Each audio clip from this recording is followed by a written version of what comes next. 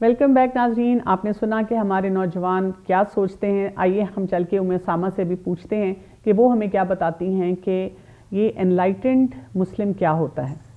جی دیکھیں، مسلم تو ہوتا ہی انلائٹنڈ ہے، اور اللہ کا قرآن جو ہے وہ نور ہے، اور اللہ تعالیٰ اللہ نور السماوات والارض، اللہ تعالیٰ زمین و آسمان کا نور ہے، اور اس کے نور کی مثال جو ہے وہ مومن کے دل سے دی گئی ہے. تو لہٰذا انلائٹنمنٹ تو ساری کی ساری پھر وہی بات آ گئی کہ قرآن اور اسلام کے اندر ہے. نہیں، لیکن ہم نے یہ ایکسٹریمسٹ مسلم کس کو بنا دیا؟ ایکسٹریمسٹ مسلم ہم نے، جو ہمارا انلائٹنڈ مسلم تھا نا، ہم نے اس کو ایکسٹریمسٹ بنا دیا، اور ہم نے انلائٹنڈ مسلم کی ڈیفینیشن اپنی مرضی سے کر لی. صحیح. انلائٹنڈ ہم نے اس کو کہہ لیا کہ اگر آپ کنفیوز ہو گئے ہیں تو بھی آپ انلائٹنڈ ہیں، اگر آپ ایگنوسٹک ہو گئے ہیں تو بھی آپ انلائٹنڈ ہیں، اور اگر آپ ایتھیسٹ ہو گئے ہیں تو بھی آپ انلائٹنڈ ہیں، لیکن اگر آپ اسلام پہ چل رہے ہیں تو آپ ایکسٹریمسٹ ہیں. میں آپ کو بتاؤں، مجھے ایک دفعہ کسی نے کہا کہ آپ نمازیں پڑھتی ہیں، تو میں نے کہا جی پڑھتی ہوں الحمدللہ. انہوں نے کہا اچھا پانچوں اپنے وقت پہ پڑھتی ہیں؟ تو میں نے کہا جی. تو انہوں نے کہا کہ اچھا میں ایسے ایکسٹریم والے نہیں، میں نے کبھی بھی کیا. تو میں تو کئی دفعہ جب میں نے شیڈیول بزی ہو جاتا ہے تو میں پھر ساری جو ہے نا وہ رات کو اکٹھی جو ہے وہ میں پڑھ لیتا ہوں. تو یہ انہوں نے کہا کہ آپ ایکسٹریم پہ ہیں، کہ آپ ہر نماز ہر وقت، آپ نے یہ کیا اتنی ریجیمنٹل روٹین بنائی ہوئی. اچھا، یہاں پہ جہاں تھوڑا سا آگے بڑھیں تو ایک وہ جو میں دیکھتی ہوں کہ بحث کا یا ڈسکشن کا یا وہ ایک پوائنٹ آ جاتا ہے بٹوین وہی انلائٹنڈ مسلم کر لیں اور ایک ایتھیسٹ کر لیں جیسے بھی، کہ تھیوری آف ایولیوشن. مطلب یہ ہمارے درمیان میں پتہ نہیں کیا یہ پوائنٹ بن چکا ہوا ہے، اس کی کیا وضاحت کر دیں گے آپ؟ ایولیوشن ایک چیلنج ہے، اور بیسیکلی اسلام کو سب سے بڑا چیلنج جو درپیش ہے اس وقت وہ ایولیوشن ہی ہے. کیونکہ آپ دیکھیں کہ ہر دور میں اسلام کو چیلنجز آئے ہیں، کمیونزم کا آیا ہے وغیرہ، تو یہ اسلام ہر جگہ ہر وقت ان کو ود سٹینڈ کرتا ہے. صحیح. اور وہ سارے اس کے ساتھ ٹکراتے ہیں، اور پھر کچھ عرصے کے بعد وہ ختم ہو جاتے ہیں. جیسے اللہ تعالیٰ فرماتے ہیں نا کہ ایک جھاگ آتی ہے اور پھر جھاگ بیٹھ جاتی ہے اور زر خالص رہ جاتا ہے. تو اسی طرح سے اس وقت اب ایولیوشن ہے. اسلام کے علاوہ ایولیوشن کا جواب کوئی اور دین دے بھی نہیں سکتا، اسلام بھی ہی دے سکتا ہے اور دیتا بھی ہے. صحیح. اور بیسیکلی سمپل ورڈز میں یہ کہ ہربرٹ اسپینسر اور چارلز ڈارون، یہ دو لوگ ہیں کہ جنہوں نے اس کو پروپوز کیا تھا، اور یہی پیریڈ ہے، یہ جو رینیسانس کا پیریڈ ہے نا، اسی میں یہ چیزیں چلی آ رہی ہیں. تو انہوں نے کہا کہ اس انسان جو ہے نا، یہ اس کی کریشن بالکل بھی یہ جو اسلام میں بتائی گئی ہے یہ ٹھیک نہیں ہے، اور انسان جو ہے وہ یہ جانور جو ہیں انہی کے یونی سیلولر سے ملٹی سیلولر آگے ہوتا اور پھر بندر، اور بندر سے انسان. تو وہ باقاعدہ وہ تصویریں ڈرا کر کے، میں کہتی ہوں کہ اتنی ایکیڈیمک دنیا ہے، ہر چیز کا یہ پروف مانگتے ہیں، ہر چیز ڈاکیومنٹڈ کہتے ہیں ہو، سائٹیشن جیسے وہ بات ہوئی تھی کہ ہو، لیکن کوئی ایک انسان، کوئی ایک ایسا اسکیلیٹن کہ جو اس شیپ کا ہو، کہ جس شیپ کا یہ ایک نیم بندر اور نیم انسان بنا کے دکھاتے ہیں، وہ کوئی لا کے دکھا دیں نہیں. اور پلس یہ بھی کہ آگے کچھ نہیں ہو رہا، ایک سٹیج پہ آ کے رک گئی، اور اس کے بعد ایولیوشن کیوں رک گئی؟ اس کے بعد رک گئی. لیکن ہمارے لیے ٹریجڈی اور لمحہ فکریہ اس لیے ہے کہ ہمارے بچوں کو یہ پڑھایا جاتا ہے، اور تھیوری آف ایولیوشن جو ہے اس کو اتنا وقت لگایا جاتا ہے، اور وہ بچے جو ہیں جنہوں نے خاص طور پہ قرآن نہیں پڑھا ہوتا، قرآن کو ٹرانسلیشن سے نہیں سمجھا ہوتا، آدم علیہ السلام کی تخلیق اس کا مقصد نہیں سمجھا ہوتا، وہ تو اسی میں الجھ کے رہ جاتے ہیں کہ یہ ایسے ہی ہم بندر سے انسان بنے ہیں، اور وہ بڑے ماول کرتے ہیں اس بات. بالکل. ہمارے جو اسکولس کے ٹیچرز ہیں نا، تو ان کو باقاعدہ ایولیوشن کا، بچے جب او لیول اے لیول کر کے نکلتے ہیں، یونیورسٹی لیول تک جاتے ہیں، تو وہ پھر فیس کرتے ہیں ان چیزوں کو.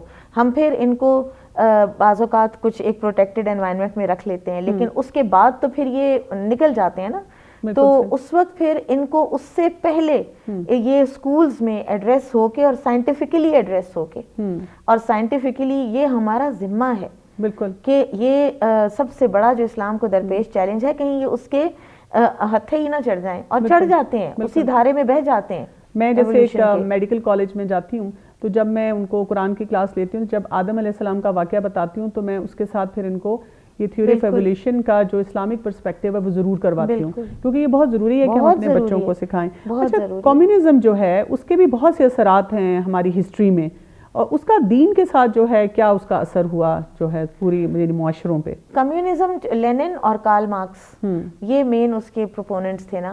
تو ان کا یہ تھا کہ یہ تو باقاعدہ کہتے تھے کہ مذہب جو ہے یہ تو اوپیم کی ایک شکل رکھتا ہے، یہ تو لوگوں کو نا بالکل کسی چیز کی پرواہ ہی نہیں رہتی، ایک انسان کو جس طرح اسپریچول ہائی جس کو کہتے ہیں وہ دے دیتا ہے.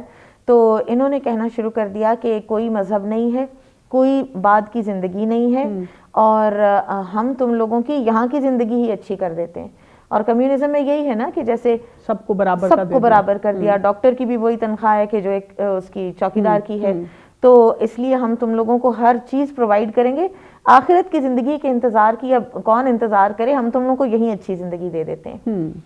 تو آپ دیکھیں کہ ایک وقت پر یہ کتنا ابھرا ہے، اور اس کے بعد خود ہی اس کے ماننے والوں نے اس کے بت جو ہے وہ پاش کیے ہیں، کہ شکر ہے کہ یہ ختم ہوا ہے. اچھا، یہ بھی بتائیے گا کہ ہم ریلیجس ٹالرنس کی بھی بہت بات کرتے ہیں، تو ریلیجس ٹالرنس کے نام پر کیا ہم الاؤ کر سکتے ہیں؟ ریلیجس ٹالرنس جو ہے نا یہ اسلام میں ہے، جیسے لا اکراہ فی الدین، دین میں کوئی زبردستی نہیں، اور وہ اس کا معنی یہ ہے کہ آپ زبردستی کسی کو مسلمان نہیں بنا سکتے، آپ ڈنڈے کے زور پہ مسلمان نہیں بنائیں گے کسی کو. لیکن یہ ریلیجس ٹالرنس نہیں ہے کہ آپ اگر آ جائیں دائرہ اسلام کے اندر آ جائیں تو پھر بھی آپ کہیں کہ میرے اوپر کوئی زور زبردستی نہیں ہے. یعنی کہ اگر کوئی کسی کو کہتا ہے کہ دیکھیں ہم مسلمان ہیں، ہمیں ایسے ایونٹس، ایسے ایکٹیویٹیز نہیں کرنی چاہیے، بالکل، اور ان چیزوں کو جو حرام ہے کام، ان سے اپنے آپ کو بچا کے رکھنا چاہیے. ایون اسراف ہے یا ایون کسی کے ساتھ زیادتی ہے تو اس کو کہا جائے کہ ریلیجس ٹالرنس کے نام پہ آپ الاؤ کر دیں ان کو، سافٹ ویئر امیج جو ہے ہم بلڈ کریں. نہیں، یہ درست نہیں ہے، اس لیے کہ جو چیز معاشرے میں خرابی پیدا کر رہی ہے، جو چیز معاشرے میں اخلاق بگاڑ رہی ہے، جو غریب اور امیر کے ڈفرینسز کو بڑھا رہی ہے، ڈسٹنس کو بڑھا رہی ہے، وہ ساری چیزیں جو ہے نا وہ ریلیجس ٹالرنس کے نام پر کرنا کہ آپ لوگ تو کچھ کرنے ہی نہیں دیتے، آپ ایکسٹریم پہ چلے جاتے ہیں، یہ ایک مس انڈرسٹوڈ ہے. ریلیجس ٹالرنس کی جو ٹرم ہے نا اس کو غلط ڈیفائن کیا گیا ہے. صحیح. اچھا، کیا ہمیں یہ پروف کرنے کی ضرورت ہے کہ اسلام سیکولرزم کے بارے میں کیا کہتا ہے، یا کیا پوائنٹ آف ویو ہے، یا کوئی تھریٹ ہے اس کے لیے؟ اسلام سیکولرزم کے لیے ان کا آپس میں جو ہے کیا ربط ہے، یا کیا اس میں پرابلم ہے؟ اسلام تو یہ کہتا ہے نا کہ دین جو ہے وہ ہر کسی کی زندگی کے اندر وہ انٹرفیئر کرتا ہے، اور اسٹیٹ لیول پر بھی دین، ایک اسلامک جو مملکت ہوگی اس کے جو قوانین ہیں وہ بھی اسلام کے مطابق ہوں گے، پولیٹیکل بھی اسلام ہوگا، بازار معیشت میں بھی ہوگا، اکنامکس میں بھی ہوگا، ہر جگہ پر، پرسنل لائف میں بھی ہوگا. اس لیے کہ ایک چیز دوسرے کو متاثر کر رہی ہے، ایک چیز بالکل، یہ پورے کا پورا ایک ویل نیٹڈ ہے نا. اور لیکن سیکولرزم کہتا ہے کہ آپ اپنے گھر تک رکھیں. آپ دیکھیں کہ اگر ہم گھر تک اسلام رکھیں گے نا تو نماز قائم نہیں ہوگی گھروں میں، مردوں نے بھی گھروں میں پھر پڑھنی شروع کر دینی ہے، اور آپ دیکھ لیں مساجد ہماری خالی ہیں. صحیح. اور یہ سارا اسی سوچ کا ہی آگے سے بڑھتے بڑھتے یہاں تک بات پہنچتی ہے نا، اور پھر ہر انسان کی اپنی ججمنٹ ہو جاتی ہے کہ میں اب دین کو ایسے جج کر رہی ہوں کیونکہ میرا پرسنل میٹر ہے. بالکل صحیح. ہر کسی کا اپنا اپنا دین بن جاتا ہے، اپنا اپنا پرسنل میٹر بن جاتا ہے.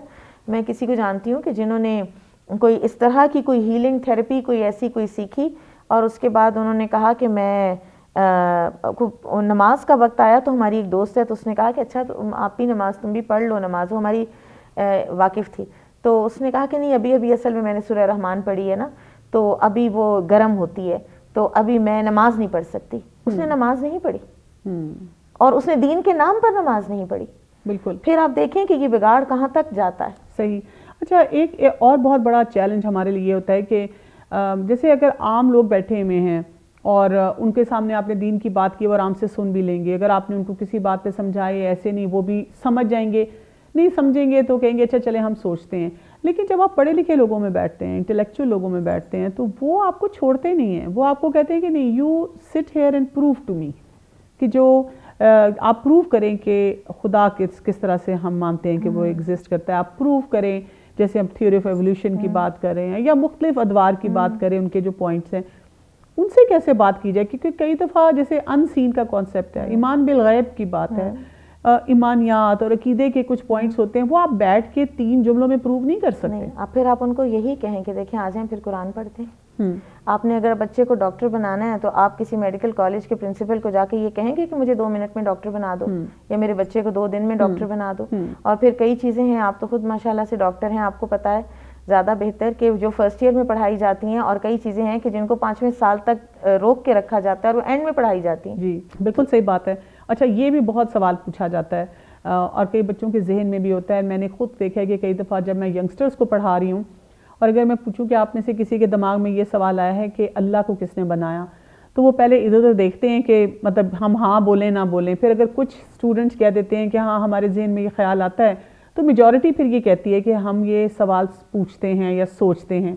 اچھا پوچھنے کی جہاں تک بات ہے، بچے ماں باپ سے نہیں پوچھتے، ڈرتے ہیں. اچھا کئی میں نے ماؤں کو دیکھا ہے وہ اس بات پہ ڈرتی ہیں کہ ہمارا بچہ ہم سے پوچھے گا تو ہم کیا جواب دیں گے. اس کا اگر ایسا بچہ کوئی سوال پوچھ لیتا ہے تو اس کا کیا جواب دینا چاہیے؟ آپ دیکھیں اس کا بھی نا بیک گراؤنڈ ہے، یہ بھی ہمیشہ سے انسان کے اندر یہ سوال آیا ہے کہ اگر کوئی کریٹر ہے تو کریٹر کو کس نے کریٹ کیا. ہاں جی. اسی لیے وہ ایرسٹاٹل نے بھی کہا کہ ان مووڈ موور ہے، پھر دوسری چیزوں کو تو موو کرتا ہے، خود موو نہیں کرتا. جو بھی ذہن میں خیال آیا.